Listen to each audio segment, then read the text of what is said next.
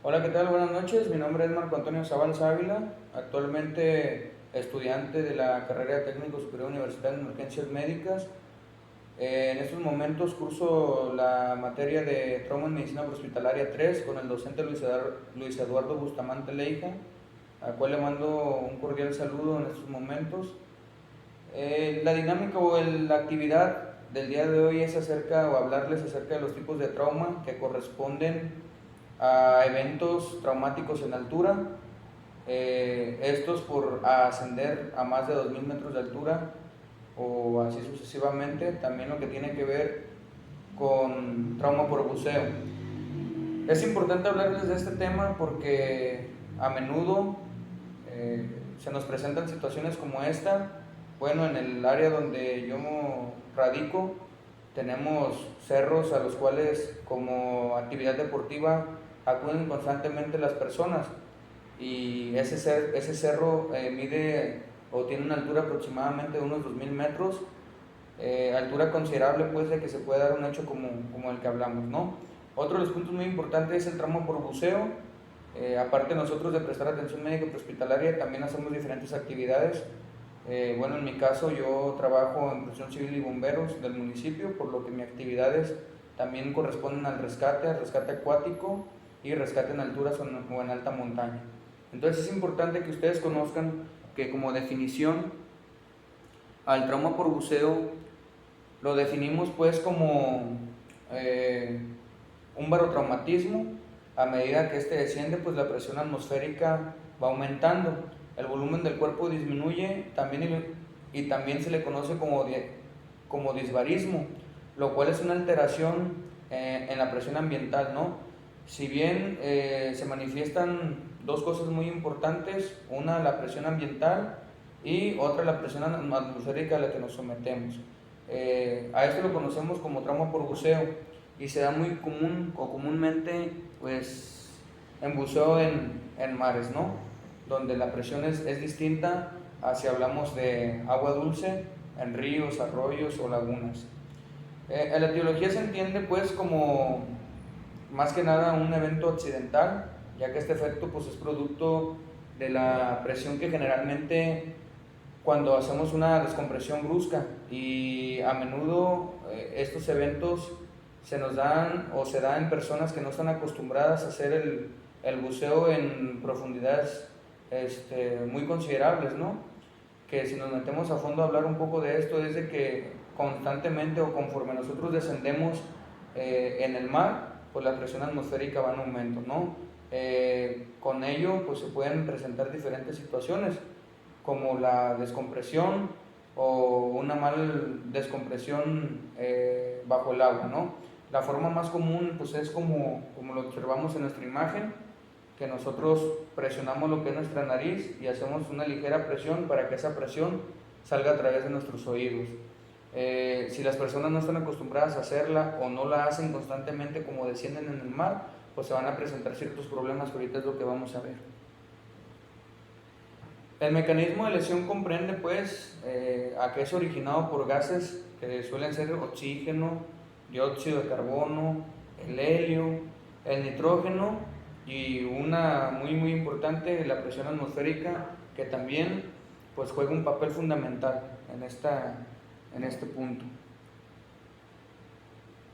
Pues dentro de los tipos de lesiones en el tramo por buceo podemos encontrar dos.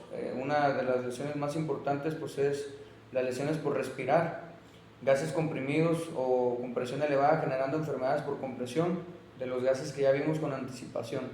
También otro de los puntos muy importantes que es el trauma o el trastorno barotrauma, que son lesiones pues, en los senos, en los oídos, en los intestinos y los pulmones, en aquellos tejidos y espacios aéreos cerrados pues del cuerpo, ¿no? Conforme nosotros vamos sumergiendo en el agua, conforme vamos bajando, descendiendo pues ya a profundidades considerables, podemos llegar a tener ambas lesiones o ambos trastornos se nos pueden manifestar de forma simultánea, ¿sale? Dentro de las manifestaciones clínicas pues, más comunes que podemos encontrar, hablándose pues si se vuelve esta grave o no grave, podemos encontrar que el dolor puede ser lento, tipo pulsátil, puede ser en articulaciones, extremidades haciendo que adopten posturas de flexión. Sensaciones de ahogo que nos acompañan pues, de una tos con limitación, que es lo que hace este reflejo de la tos, que conforme nosotros continuamos a toser, este reflejo hace que también nosotros tengamos un mecanismo de defensa a que no queremos ingresar ciertos líquidos, ¿no? Entonces se nos vienen otros problemas como son los movimientos respiratorios un poco ya con dificultad, se presentan las erupciones cutáneas, esto ya si va en aumento el problema, el colapso circulatorio pues se ve obviamente muy notorio, la presencia de la dificultad respiratoria pues se vuelve todavía más común y pues también podemos encontrar la presencia, en casos muy graves, pues la embolia gaseosa, ¿no? Esto ya si hablamos de un problema más grave que se deterioró y que no le dimos corrección al problema en su momento. Dentro de los protocolos o el manejo prehospitalario, hablando generalmente, si nosotros tenemos en cuenta que el problema ya se habla del embolismo, ¿no?, pulmonar o el edema pulmonar, sabemos que en el barotrauma pulmonar se deberá asegurar la escena primero que nada. Las escenas en estos entornos o en estas situaciones suele ser un poquito peligrosa para el rescatista, ¿no? Sabemos de antemano que dentro del protocolo existe que tenemos que poner pues, a salvo a las personas, porque no solamente es la atención fuera del agua, sino que se nos puede dar situaciones donde nosotros tengamos que hacer la atención con personal que aún se encuentra en el agua, ¿no? También pues, es importante como evaluación primaria que se deberá valorar el estado neurológico del paciente. Ya nos dará una pauta de cómo atender la emergencia si empezamos con el protocolo de CAB o iniciamos con el protocolo de ABC dependiendo del estado de conciencia del paciente, ¿no? Generalmente vamos a evaluar el ABC y D y E del paciente, la función neurológica se evaluará mediante la escala Coma de Glasgow.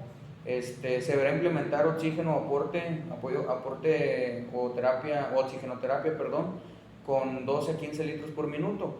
Esto se deberá implementar pues, con una mascarilla no recirculante para que no haya ese retroceso de CO2. Inmediatamente el traslado del paciente, posición supina, y habrá necesidad de despertar una embolia, ¿no? En caso de este último problema, pues sí se recomienda que el soporte sea básico, que sea de soporte también avanzado al mismo tiempo, controlar las convulsiones muy importante, contemplar la fluidoterapia sin glucosa y controlar el electrocardiograma y solicitar ayuda con cámara hiperbárica si ya hablamos de un problema ya muy mayor, ¿no? Al síndrome de las alturas pues lo conocemos como síndrome producido por las grandes alturas, el cual desciende o asciende produciendo en aquellas personas que usan el medio de transporte aéreo y de lo cual se puede denominar enfermedad en las montañas. Esto sucede muy a menudo con las personas que ascienden a más de 2.000 metros, como ya lo hablábamos con anticipación. La etiología de esto, pues este problema se presenta debido a que la vasodilatación cerebral es generada por la hipoxemia, que se da por la falta de aclimatación y la propia altura, ¿no? El problema, pues obviamente se presenta en ambos, tanto como la falta de aclimatación, y también corresponde mucho a que la altura juega un papel muy importante en este caso. Pues, ¿cuál podría ser aquí nuestro mecanismo de lesión? Pues obviamente la altura, ¿no?, a la que nosotros nos estamos exponiendo. Obviamente, conforme mayor el tiempo de exposición y mayor sea el tiempo prolongado, así como la cantidad de metros a la que nos exponemos, pues obviamente mayor es el problema, ¿no? No es lo mismo si nosotros nos sometemos a una altura de 2.000 metros a como si nos someteríamos a una altura de 2.500 o 3.000 metros, ¿no? Obviamente el problema, conforme nosotros vayamos avanzando, pues va a ir ascendiendo. Tipos de lesiones que podemos encontrar: 2, edema pulmonar y edema cerebral.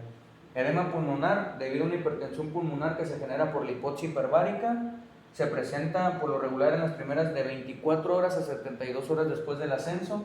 Y el edema cerebral por lo regular sucede en pacientes que ascienden por encima de los 2.300 metros sobre el nivel del mar, debido a que la vasodilatación cerebral es secundaria a la anoxemia o hipoxemia, dependiendo de la situación. Dentro de las manifestaciones clínicas, pues primero que nada hay que entender que las manifestaciones clínicas estamos hablando más que nada a nivel general.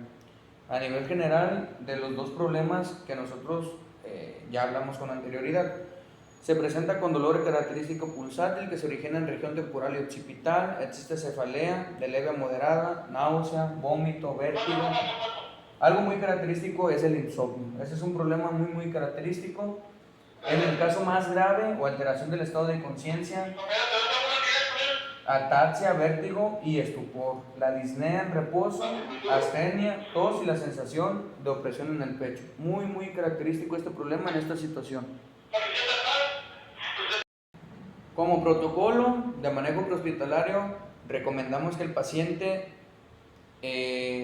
seguro tenga que descender por lo regular 500 metros o 1000 metros sobre el nivel del mar. Vamos a administrar medicamentos analgésicos, esteroideos, dexametasona, antieméticos, administrar de 2 a 4 litros en el caso pues más severo, pues como edema cerebral debemos de mantener en reposo al paciente con una oxigenoterapia de 15 litros por minuto. Esto obviamente como anterioridad con mascarillas sin retorno.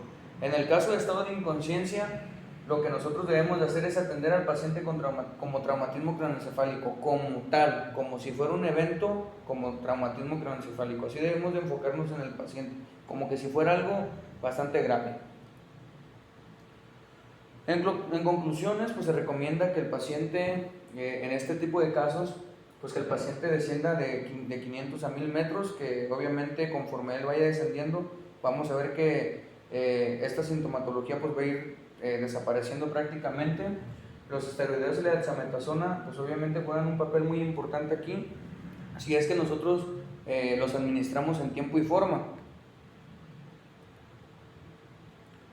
De mi parte sería todo. Aquí al final yo les agrego unas referencias bibliográficas donde se obtuvo la información, de lo cual también le agregaré al documento o al docente le agregaré la información en un documento en Word.